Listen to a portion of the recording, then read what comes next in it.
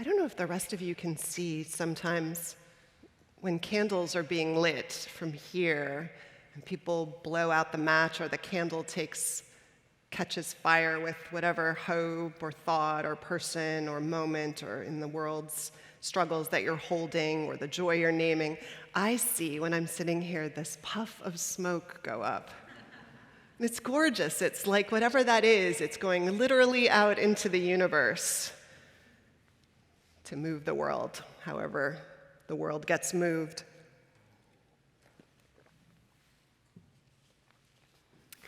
There are a lot of life skills that you and I need to function and to be hale and hearty in this life. We need to know how to tie a shoe or cook a meal eventually, hopefully how to balance a checkbook.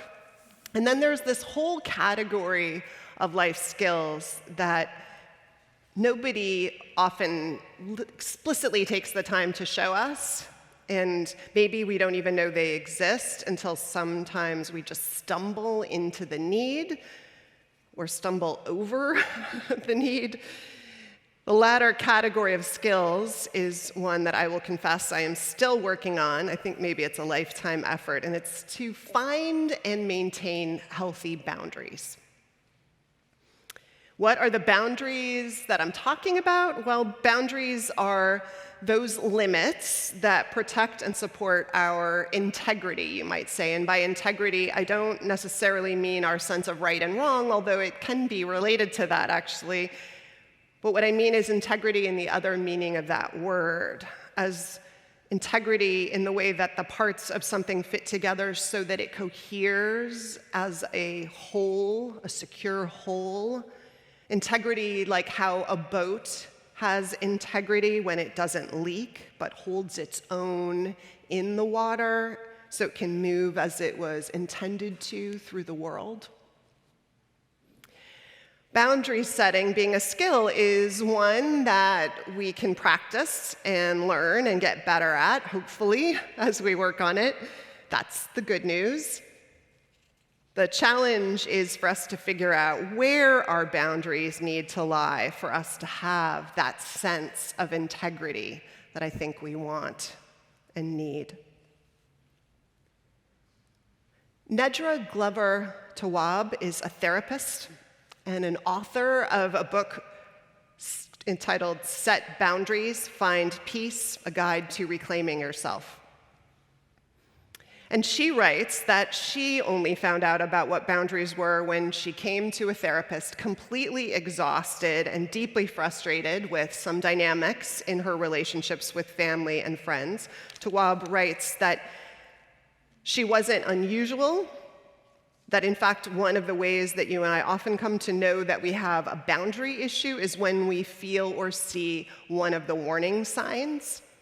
When, for instance, we feel overwhelmed or like we don't have enough time for ourselves, or when we feel resentful, often at those who are asking for our help, or when we start to avoid people or fantasize about dropping everything and disappearing as if that were our only recourse to staying whole, or when we're scared and afraid.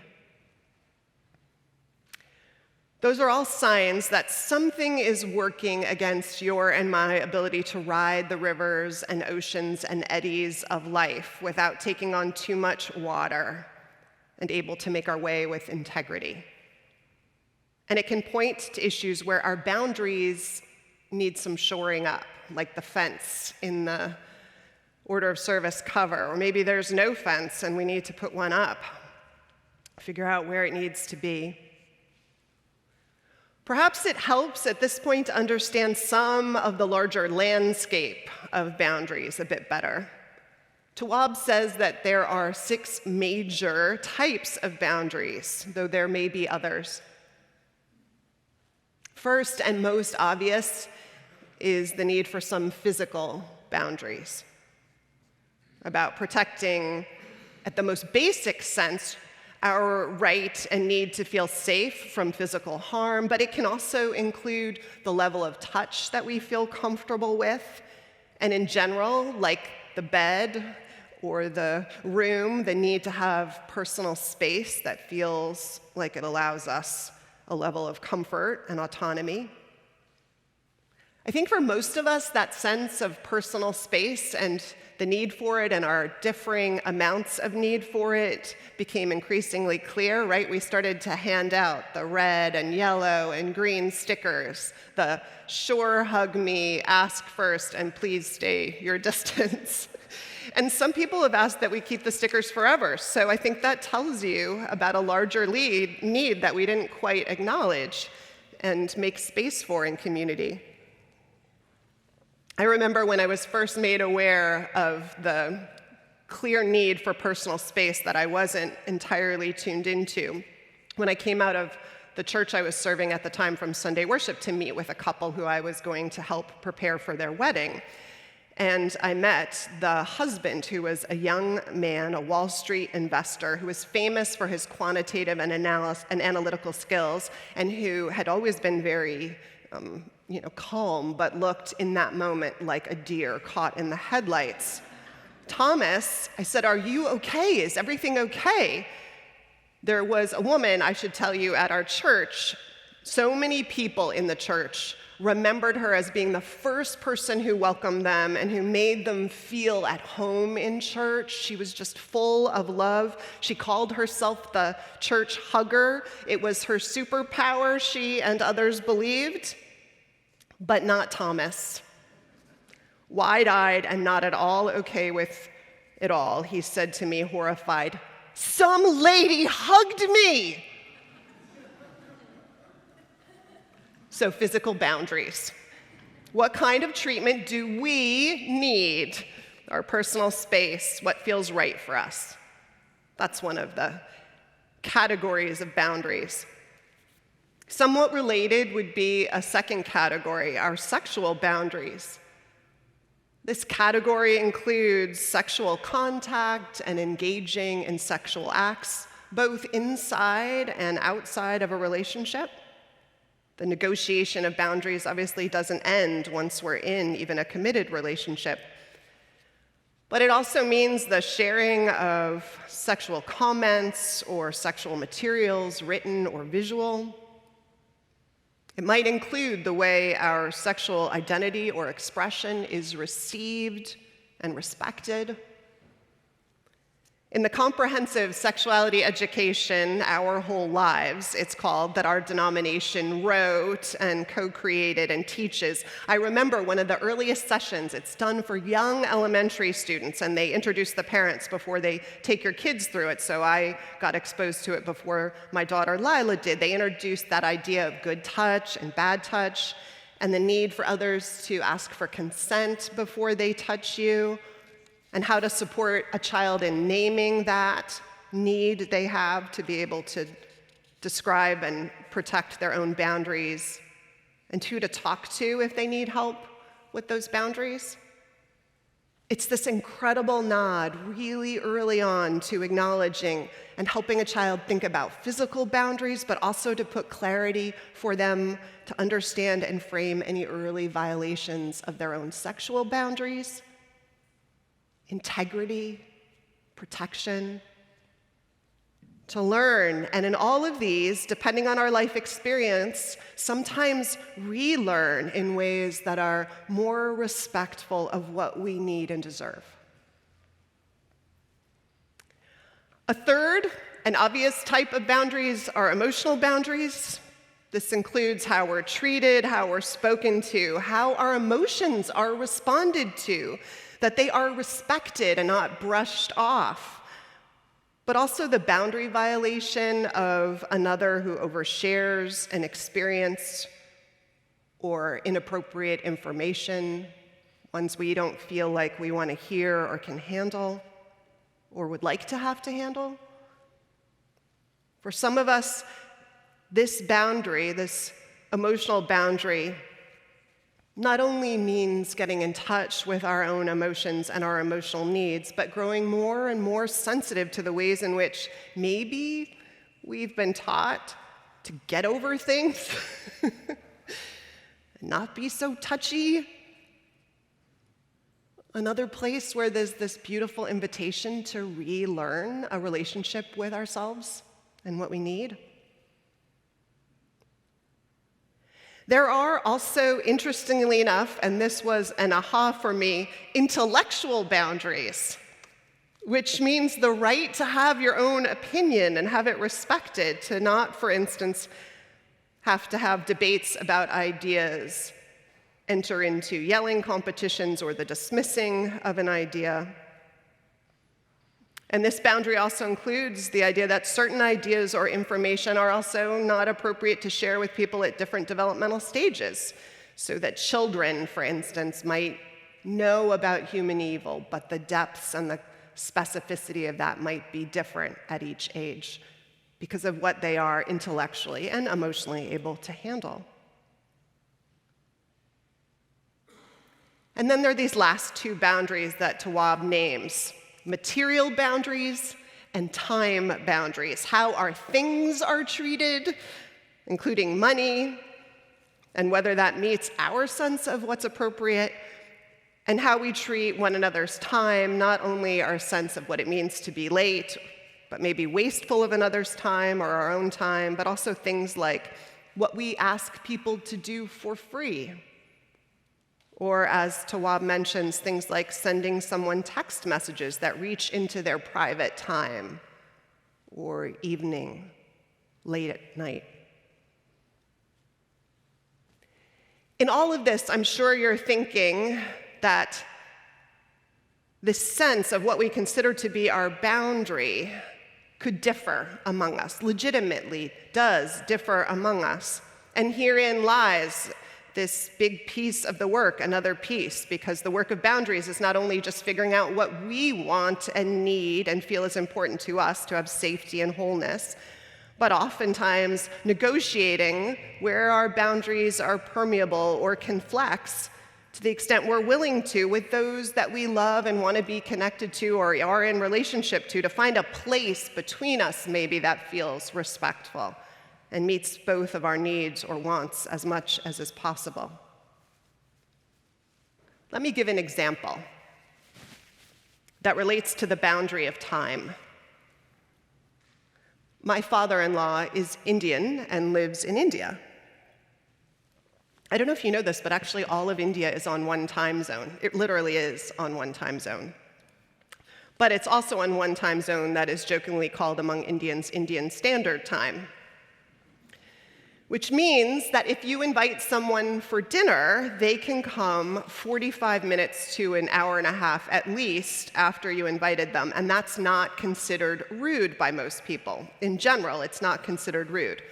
But my father-in-law has a slightly different notion of time, and rather than seethe about it when folks unknowingly violate his standard, he has learned to make it explicit. So for instance, he loves to throw dinner parties, lavish, beautiful meals that people come to and are spoiled by. But I once overheard him calling someone to invite them for dinner, not a close friend or family member, because we all know Papa's standard time, but a less close associate, and maybe one he had previously had an experience with, I don't know. And I heard Papa on the phone with them. Drinks and snacks are served at 6:30. You can come when you like. But dinner is served at 8 o'clock. So come by 8.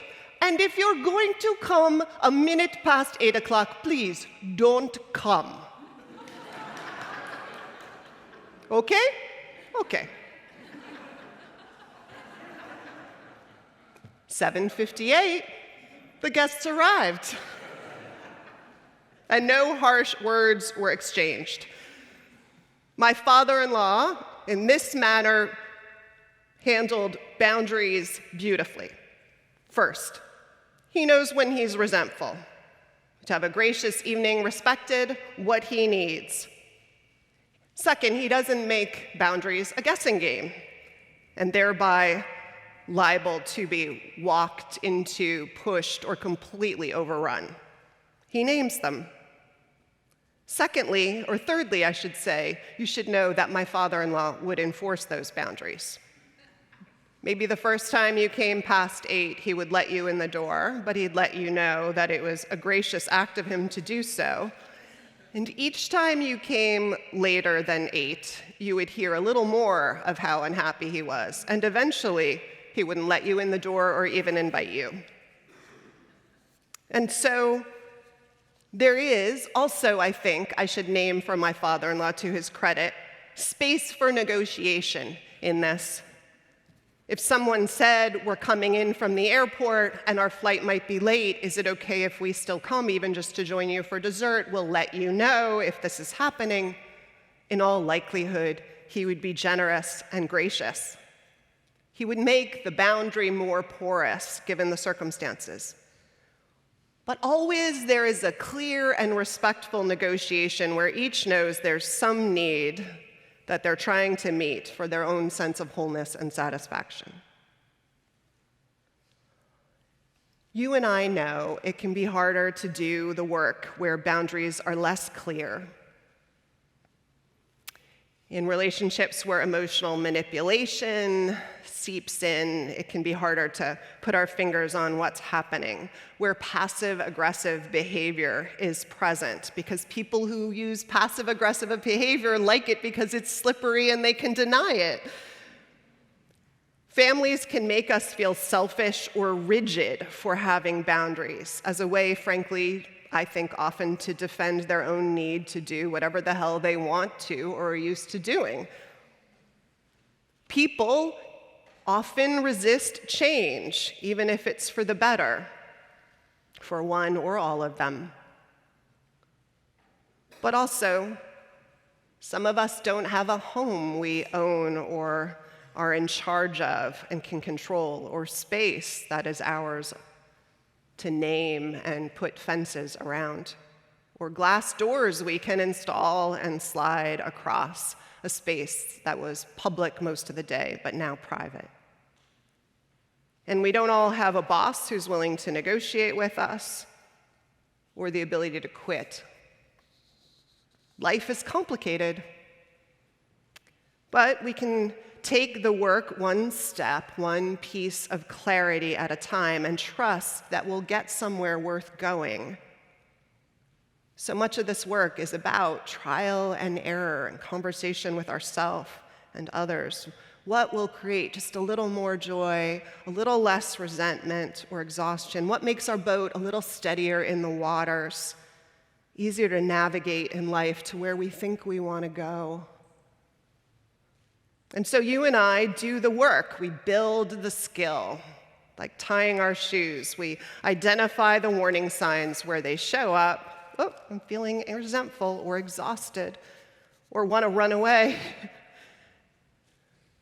We clarify what boundary that feeling points to.